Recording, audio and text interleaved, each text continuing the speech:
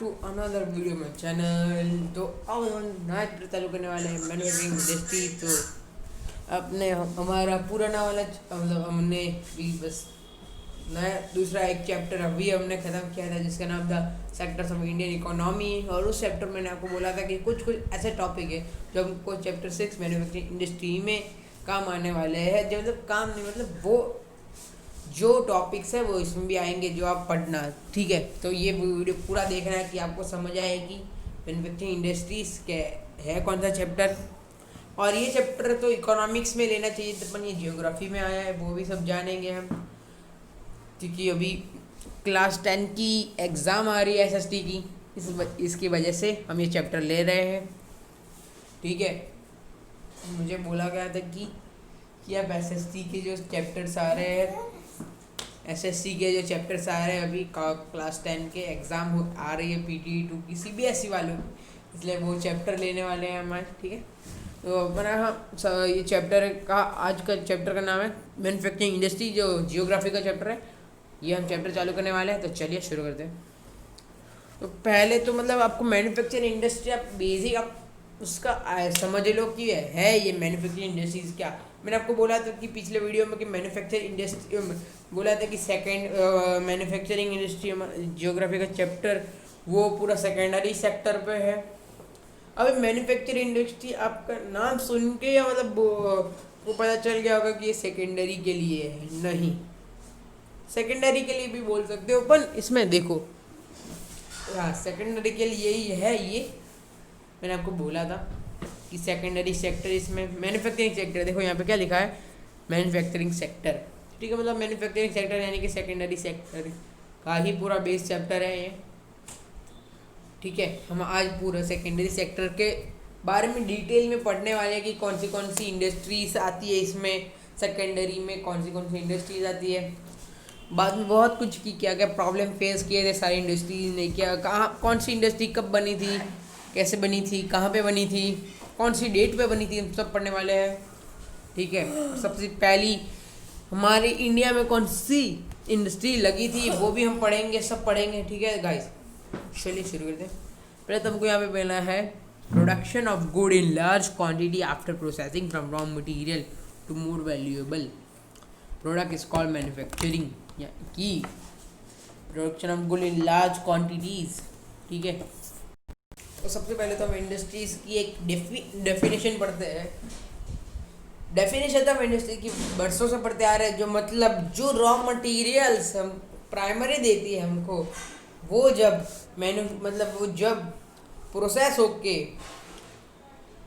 पूरी तरह से फाइनल गुड बन जाते हैं, ठीक है। रॉ मटेरियल्स है, एक वीट के सीड से आटा बनते हैं, उसको बोलते हैं मैन्युफैक्चरिंग, ठीक है।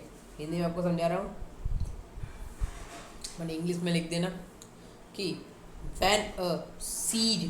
when raw material can be when a raw material converted into final good, this is called manufacturing, ठीक है। अब लिख देना इंपॉर्टेंस ऑफ मैन्युफैक्चरिंग क्या है, हम वो पढ़ने वाले हैं।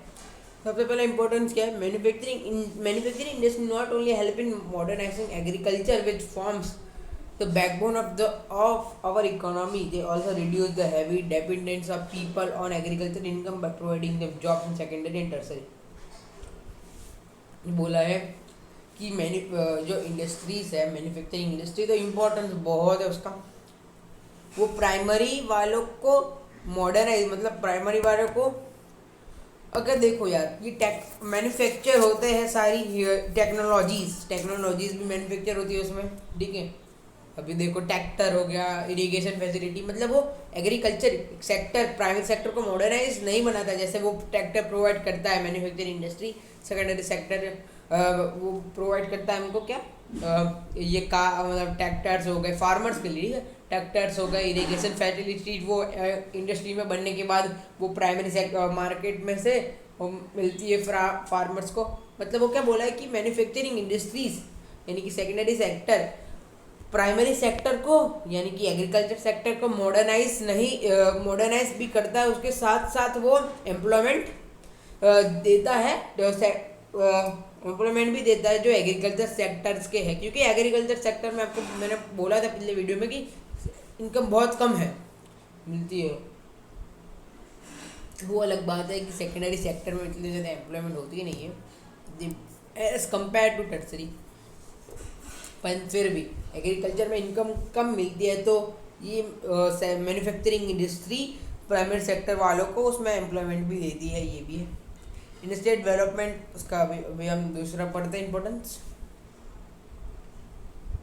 दूसरे में दिया है कि industrial development is a pre condition for eradication of unemployment and poverty for our country. मतलब उनको ये बोला है कि इंडस्ट्रियल सेक्टर अनएम्प्लॉयमेंट, मतलब क्या बोला है कि industrial development is a pre condition for eradication of unemployment and poverty from our country. मतलब वो हमारे कंट्री से पुअर्टी निकालता है, ठीक है। पुअर्टी तो निकलेगी क्योंकि कोई भी अगर बहुत कम पढ़ा लिखा होगा ना तो भी उसको मतलब इंडस्ट्री के छोटे मोटे काम में भी रख लेंगे, इसलिए कोई बेचारा गरीब होगा उसको थोड़ी सी मतलब उसको एम्प्लॉयमेंट मिलेगी तो थोड़ा सा उसका मनी तो मिलेगा ना, फिर उसका घर चलाने के लिए, ठीक है। अगर वो एम्प्लॉयड ही नहीं होगा तो उसका घर कहाँ से चलेगा। मतलब ये बोला है कि इंडस्ट्रियल डेवलपमेंट ये अपने एम्प्लॉय यहाँ के पुअर्टी कम करने के लिए ही बनाया गया है। This was the main philosophy behind public sector industry in joint sector ventures in India. अब ये भी पढ़ोगे कि पब्लिक सेक्टर भी, मैंने पब्लिक सेक्टर प्राइवेट सेक्टर मैंने चैप्टर 2 में पढ़ा था, उसके बारे में हम आगे पढ़ेंगे। उसके बाद जॉइंट सेक्टर के बारे में पढ़ेंगे, सब आएगा, ठीक है। आगे जॉइंट सेक्टर मतलब पब्लिक सेक्टर और जॉइंट सेक्टर में बहुत सारी इंडस्ट्रीज़ है। मतलब पब्लिक सेक्टर आपको पता है गवर्नमेंट के ओन्ड बहुत सारी इंडस्ट्रीज़ है जिसमें एम्प्लॉयमेंट मिलती है, और जॉइंट सेक्टर यानी कि एक इंडस्ट्री का मालिक एक जन नहीं होगा बल्कि 3-4 जन होंगे, तो वैसी इंडस्ट्री में बहुत सारी एम्प्लॉयमेंट देती है, ठीक है। ये एक्सपोर्ट ऑफ, तीसरा पढ़ते हैं हम अपना importance. Export of manufactured goods expand trade and commerce and brings the need for exchange. Manufacture ज़्यादा से ज़्यादा होगा तो अच्छी चीज़ें ज़्यादा अगर मैन्युफैक्चर होगी तो हम एक्सपोर्ट कर पाएंगे, ठीक है। एक्सपोर्ट कर पाएंगे फॉरेन, मतलब फॉरेन कंट्रीज में। ये एक फ़ायदा होगा हमारा कि अगर मैन्युफैक्चरिंग इंडस्ट्रीज़ की वजह से जो सारे मटीरियल्स मैन्युफैक्चर होते हैं उसके वजह से हम एक्सपोर्ट कर पाते। अभी देखो एक्सपोर्ट में टर्सरी सेक्टर आता है, एक्सपोर्ट में टर्सरी सेक्टर आता है, ऐसा नहीं है। पर अगर मैन्युफैक्चरिंग ही चीज़ होगी तो फिर टर्सरी सेक्टर में कुछ जाएगा ही नहीं ना, अगर टर्सरी सेक्टर में कुछ जाएगा ही नहीं तो फिर मतलब एक्सपोर्ट कैसे होगा, ठीक है। इसलिए मैन्युफैक्चरिंग मतलब ये अपना सेकेंडरी सेक्टर ये एक हमारा बेनिफिट है कि हम एक्सपोर्ट कर पाते हैं फॉरेन कंट्रीज़ को मैन्युफैक्चरिंग इंडस्ट्री की वजह से, ठीक। अब चौथा पढ़ते हैं। Countries that transfer their raw material into wide variety of finish goods और हायर वैल्यू और प्रॉस्पेरस, ठीक है। Countries that transfer raw material into wide variety of finish goods of higher value, मतलब जो कंट्रीज है वो प्रोवाइड करती है, जो कंट्रीज मतलब क्या अपने जो रॉ मटेरियल्स हम हमारे यहाँ को ट्रांसफ़र करती है ना बहुत सारी वैरायटी में, पर वो क्या करती है हाई वैल्यू में हमको दे देगी। यार 5 रुपये में तो कोई देगा नहीं हमको, 5 रुपये तो नहीं, ऐसा नहीं, 500 रुपये में तो मिलेगा नहीं हमको बाहर की कंट्री से कुछ भी रॉ मटेरियल्स। ये चीज़ें India prosperity lie increasing in, अगर 500 रुपये में तो देगा नहीं, उसके लिए हमको मतलब पैसे तो चाहिए ज़्यादा। किसी भी कंट्री से अगर कोई हमको चीज़ इंपोर्ट करनी है, ठीक है, इंपोर्ट कोई कंट्री से, उसके लिए पैसा तो चाहिए, उसके बाद ही हम ले पाएंगे ज़्यादा अच्छे रॉ मटेरियल्स। तो वो क्या करने का, तो हमारी मैन्युफैक्चरिंग इंडस्ट्री से जो मतलब हमारी इंडिया से जो मतलब हमारा इंडिया मतलब प्राइमरी सेक्टर से रॉ मटेरियल मिलेगा, उसके बाद मैन्युफैक्चर होगा तो हम एक्सपोर्ट करेंगे ना दूसरी कंट्रीज से, तो उसकी इनकम बढ़ेगी। उसके बाद ही हम मतलब दूसरी कंट्रीज से आया हुआ चीज़ इंपोर्ट कर पाएंगे, ठीक है। महंगी चीज़ें आती है ना बाहर से, मतलब वैसे तो, इसलिए ये एक फ़ायदा है कि हमारी इनकम उसके बढ़ेगी तो हम नई नई चीज़ें इंपोर्ट कर पाएंगे अपने मतलब अपने कंट्री में, तो ये एक फ़ायदा है। उसके बाद है manufacturing as not only assisted agriculture, यही हमको बोला है कि मैन्युफैक्चरिंग इंडस्ट्री हमारे एग्रीकल्चर के लिए ही नहीं है बनाई गई, उसकी इंक्रीजमेंट के लिए, वो अपने कंट्री के प्रोडक्शन को, मतलब प्रोडक्शन को इंक्रीज करने के लिए भाई, मतलब अगर कितना भी आप कर लो है, ठीक है, कितना भी रॉ मटेरियल उगा लो, कितना भी उगाते रहो, पर अगर हम उसको भाई साहब, अगर हम उसको मतलब मैन्युफैक्चर ही नहीं करेंगे तो फिर वो वीट के सीड का आटा कैसे बनेगा? तो क्या कोई कच्चा वीट खाता है क्या घर में? ऐसा नहीं, उसको आटा बनवाएंगे ना भाई, ठीक है। वैसी चीज़ है कि कोई कच्चा वीट का सीड तो नहीं खा जाएगा ऐसे, ठीक है, सब्जी के साथ या दाल के साथ को ऐसा डुबो के हैं, ठीक है, ये चीज़ है। उसके लिए आटा बनाएंगे, आटा से रोटी बनेगी, उसके बाद तो खाएंगे हम। इसलिए जितना भी प्रोडक्शन कर लो फिर भी उसको मैन्युफैक्चर नहीं करोगे तो क्या फ़ायदा भाई, ये इसलिए कि वो इसमें मैन्युफैक्चरिंग इंडस्ट्री बहुत काम आती है आजकल, मतलब इस अभी के टाइम में मतलब मैन्युफैक्चरिंग इंडस्ट्री ज़्यादा बढ़ी है, ठीक है।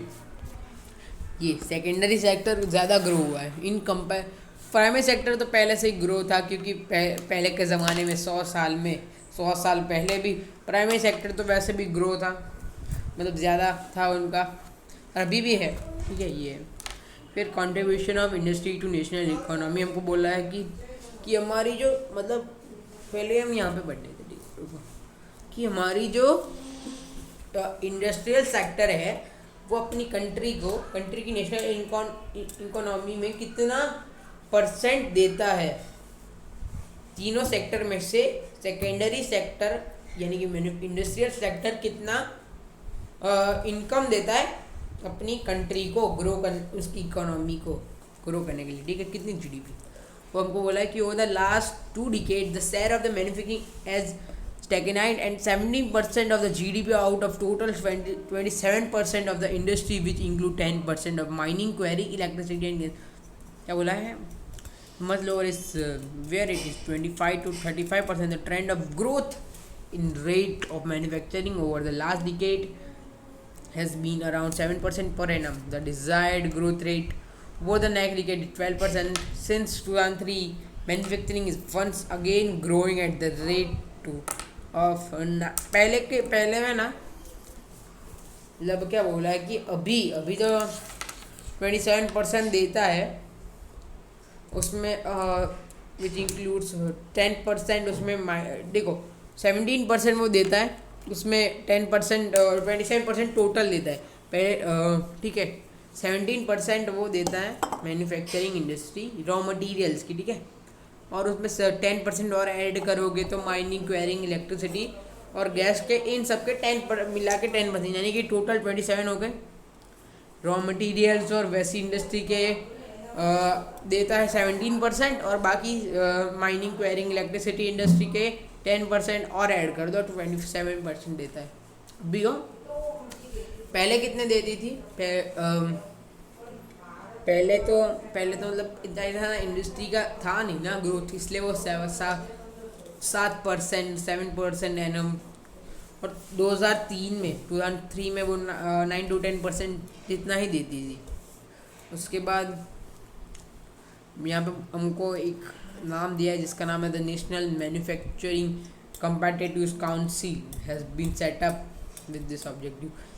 पहले इसको NMCC को उन्होंने बनाया था, क्योंकि पहले तो यार इंडस्ट्री इतना ज़्यादा, मैंने आपको बोला कि देती नहीं थे ना ज़्यादा, इसलिए GDP में, और बाद में ये ग्रोथ के ये बनाया नेशनल मैन्युफैक्चरिंग कम्पिटिटिव काउंसिल। उसके बाद इंडस्ट्री का मतलब गवर्नमेंट, मतलब पीपल ज़्यादा यूज़ करने लगे, गवर्नमेंट ने इंडस्ट्री को अपनी कंट्री में ज़्यादा से ज़्यादा बनाना चालू किया। इसके बाद NMCC के बनाने के बाद इंडस्ट्री को ज़्यादा लोग मान देने लगे, डिमांड हुई, उसके बाद ही इंडस्ट्री ने मतलब इंडस्ट्रियल सेक्टर ने ग्रोथ हुआ। ठीक है, यहाँ पे इंडस्ट्रियल लोकेशन के बारे में पढ़ने जाते हैं कि कहाँ पे इंडस्ट्री बन सकती है, कहाँ पे थी पहले, बोला है हमको, पढ़ते हैं। देखो क्या बोला कि industrial location complex in nature, they are influenced by availability of raw material, level, capital and power and market etcetera. आपको पता ही होगा कि इंडस्ट्री के लिए हमको रॉ मटेरियल चाहिए, रॉ मटेरियल ही नहीं होंगे तो फिर भाई लेबर का क्या काम। इतनी बड़ी इंडस्ट्री खड़ी कर दी आपने, 100-200 लेबर डाल दिए, कैपिटल मतलब एक तो कैपिटल यानी कि आप जगह भी बोल सकते हो, बहुत बड़ी जगह। ठीक है, आपने मतलब सारे 200 लेबर इतनी बड़ी इंडस्ट्री खड़ी कर दी और उसमें रॉ मटेरियल ही नहीं आए तो फिर क्या क्या लेबर क्या करेंगे। ठीक है, उसके लिए रॉ मटेरियल सब हो गया, उसके बाद मार्केट, अगर रॉ मटेरियल भी आ गए, लेबर है, कैपिटल है बड़ा सा, अगर मार्केट ही नहीं होगा उसके लिए तो फिर क्या होगा, उसकी डिमांड ही नहीं होगी, मार्केट ही नहीं होगा उस चीज़ का, तब इंडस्ट्री का क्या काम, ये बोला है। ठीक है, यहाँ पर ऊपर हमारा लोकेशन दिए है, देखो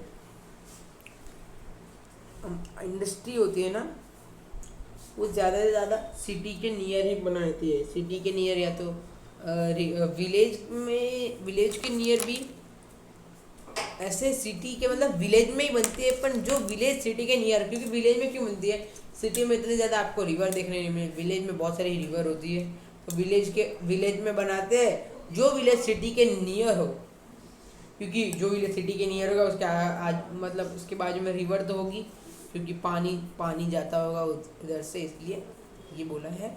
इसलिए कि जो इंडस्ट्री होती है वो कभी कभी सिटीज़ के नियर बनाते हैं, सारी ही सिटी के नियर बनाते हैं, कुछ नहीं, सारी ही वो विलेज में ही बनाते हैं, क्योंकि वह सिटी में बनाएंगे तो लोग रहेंगे कहाँ पे, इसलिए वो विलेज में बनाते हैं, विलेज के साइड।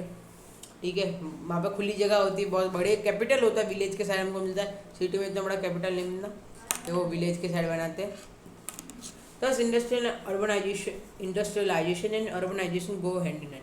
ये क्या बोला है, industrialisation and urbanisation go hand in hand, ये क्या बोला है, क्योंकि भाई मतलब आपको बोलता हूँ कि इंडस्ट्रियलाइजेशन, ये ऐसे बोला है कि यहाँ पे industry sector, manufacturing sector, urbanisation यानी कि कंट्री के ग्रोथ में क्या कंट्रीब्यूट करता है, क्या उसका रोल है। मतलब ये बोला है कि इंडस्ट्री के आने की वजह से अपने कंट्री में क्या ग्रोथ हुआ, ये बोला है यहाँ पे। देखो मैं आपको बताता हूँ क्यों, क्योंकि अगर देखो इस टाइम पे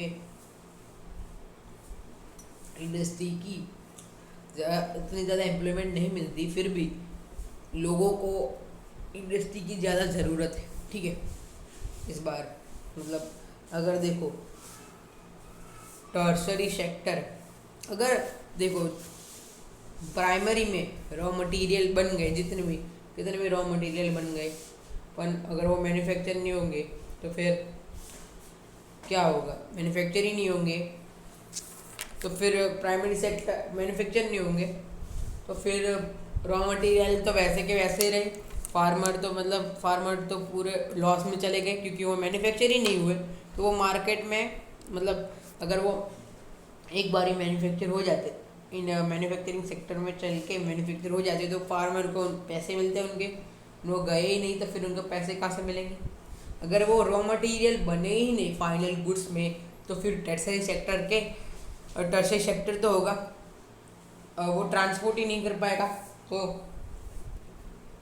पीपल मतलब ट्रांसपोर्ट नहीं करेंगे, ट्रांसपोर्ट इन लेबर्स तो लॉस में चले गए। ठीक है सर, उसके बाद ट्रांसपोर्टिंग लेबर्स है वो तो सारे लॉस में चलेंगे, जो ट्रांसपोर्ट करते हैं रॉ मटेरियल्स, मार्केट पूरा टूट जाएगा अगर सेकेंडरी ही नहीं होगा। ठीक है, ये चीज़ है, इसलिए कि इंडस्ट्री के आने की वजह से ये सारा जो मतलब था ना, तब कि प्राइमरी और सेकेंडरी मैन्युफैक्चरिंग सेक्टर के आने की वजह से ये फ़ायदा हुआ है कि ये सारा मतलब अपनी कंट्री की इकोनॉमी इसकी वजह से ही बढ़ी है और सबको एम्प्लॉयमेंट मिल पाई। क्योंकि अगर प्राइमरी में, तो आपको पता है कि प्राइमरी में इतनी ज़्यादा एम्प्लॉयमेंट, मतलब प्राइमरी में तो एक जन दो जन से काम चल जाता है, ठीक है। पर सेकेंडरी ने इसलिए ज़्यादा एम्प्लॉयमेंट मतलब मिलती नहीं है, लोगों को चाहिए होगी। सेकेंडरी ही गारंटी देता है कि मतलब सारे लोगों को एम्प्लॉयमेंट देता है वो जितनों को ज़रूरत हो, ठीक है। ये चीज़ है, इसलिए बोला है कि urbanisation go hand in hand, ठीक है। अभी हम चलते हैं, ये एक बार चार्ट रीड कर लेना, ठीक है। इंडस्ट्री मार्केट लिंक क्या है, इंडस्ट्री और मार्केट का क्या लिंक है, ये एक बार पढ़ लेना, ये भी आपको पूछेंगे।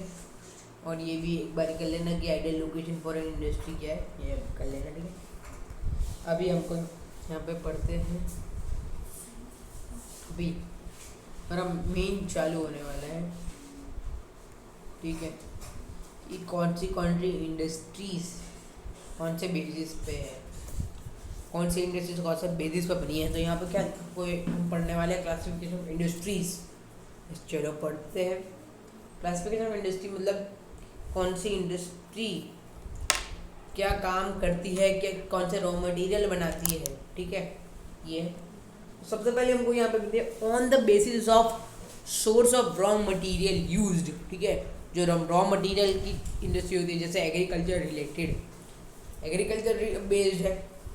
सबसे पहले यहाँ पे हमको दिया है एग्रो बेस्ड और मिनरल बेस्ड। एग्रो बेस्ड का मतलब जो एग्रीकल्चर रिलेटेड प्रोडक्ट्स होते हैं ना, एग्रीकल्चर रिलेटेड प्रोडक्ट्स की जो इंडस्ट्री होती है, जैसे अपने रॉ मटेरियल्स जैसे कॉटन है, wool, jute, silk, textile, rubber, sugar, tea, coffee और ये ग्राउंडनट ऑयल, ये एक हमारे जो एग्रीकल्चर से प्राइमरी सेक्टर से हमको जो मिलते हैं, एग्रीकल्चर यानी कि ज़मीन खोद के, ठीक है, एग्रीकल्चर से मिलते हैं, वो सारे एग्रो बेस में आते हैं। उसके बाद मिनरल में आता है आयरन एंड स्टील, तो पता है आयरन स्टील यानी कि टाटा, टेस्को वो बोल सकते हो। Iron steel industry, cement industry, aluminium industry, machine industry, machine tools industry, petrochemicals का मतलब है अपनी जो वो क्या बोलते हैं पेट्रोकेमिकल्स यानी कि फर्टिलाइज़र, हाँ, केमिकल इंडस्ट्रीज आ जाती है इसमें। कि जो केमिकल इंडस्ट्री होती है जैसे फर्टिलाइज़र हो गए, पेस्टिसाइड, वेडिसाइड्स, ये सारी मिनरल बेस्ड इंडस्ट्री में आती है। पेट्रोकेमिकल्स मतलब यही है, ठीक है। ये है मिनरल बेस्ड इंडस्ट्री और ये एग्रो बेस्ड, तो हम उसके बारे में आगे डिटेल में पढ़ेंगे। भी हमारी है according to the their main rule, ठीक है। अभी एक दूसरे according to their main rule तो नहीं है, उसमें हमको इंडस्ट्री के बारे में नहीं पढ़ा, तो हम आगे बढ़ते हैं। On the basis of capital investment के बारे में, उसके बाद हमको on the basis of capital investment के बारे में बताइए। उसमें आती है स्मॉल स्केल इंडस्ट्री है और स्मॉल स्केल इंडस्ट्री और लार्ज स्केल इंडस्ट्री आती है दो। इसमें स्मॉल स्केल यानी कि वो छोटे मोटे मतलब स्विच होती है ना, स्विच हमको पता है ना, लाइट की स्विच, उसकी इंडस्ट्री, उसको बोलेंगे हम स्मॉल स्केल इंडस्ट्री, ठीक है। उसकी जो इंडस्ट्री होती है जिसमें वो स्विच बनाई जाती है, उसकी इंडस्ट्री। और लार्ज स्केल यानी कि बड़ी बड़ी जो कॉटन इंडस्ट्री, ये cotton industry large scale industry में आ जाती है, ठीक है। सारी बड़ी आयरन स्टील इंडस्ट्री भी इसमें आ जाती है लार्ज स्केल इंडस्ट्री में, ये है। उसके बाद है हमारी on the basis of ownership, ये आपने पढ़ा था हमारे पिछले चैप्टर में कि पब्लिक और प्राइवेट सेक्टर, मैंने आपको उसमें एग्जांपल भी दिया था, ठीक है, म्यूनसिपालिटी का, और इसमें दिया था मैंने आपको टाटा का और, ठीक है, रिलायंस का दिया था। पब्लिक, तो पब्लिक में हमको देखो सबसे पहले तो हमारी पब्लिक है, इसमें आता है, आपको बोला था मैंने कि गवर्नमेंट ने जो ओन की है, मतलब ओन नहीं की, जो गवर्नमेंट से चलती है, गवर्नमेंट से सेक्टर चलता है, वो है पब्लिक सेक्टर। तो देखो हमको एग्जांपल में दिए भेल और सेल, तो दो बड़ी ऐसी कंपनी है जो हमारी गवर्नमेंट से चलती है ऐसा। फिर आगे हमको दिए प्राइवेट सेक्टर इंडस्ट्री, मैंने आपको बोला था कि जो प्राइवेट सेक्टर इंडस्ट्री यानी कि जो एक ही इंडिविजुअल एक ही पर्सन चलाता है पूरे उसको उसको बोलते हैं प्राइवेट सेक्टर। उसमें आती है टेस्को, टेस्को मतलब टाटा आयरन स्टील इंडस्ट्री। उसके बाद है बजाज, बजाज ऑटो रिक्शा। उसके बाद है डाबर इंडस्ट्रीज, ये डाबर रेड वाली, ये सारी इंडस्ट्री। डाबर यानी कि आपको पता है डाबर रेड, सारे डाबर्स के प्रोडक्ट आते हैं वो। उसके बाद है हमारी जॉइंट सेक्टर। हाँ, मैंने आपको जॉइंट सेक्टर के बारे में तो बोला था कि जॉइंट सेक्टर यानी कि जो एक पूरी कम्युनिटी ने ओन की हो। एक कम्युनिटी मतलब 5-10 जन ने एक साथ एक इंडस्ट्री को ओन किया, उसको जॉइंट सेक्टर बोलते हैं। जैसे हमारे एग्जाम्पल में ऑयल इंडिया लिमिटेड, ठीक है, वो इसने किया मतलब जॉइंट सेक्टर ने।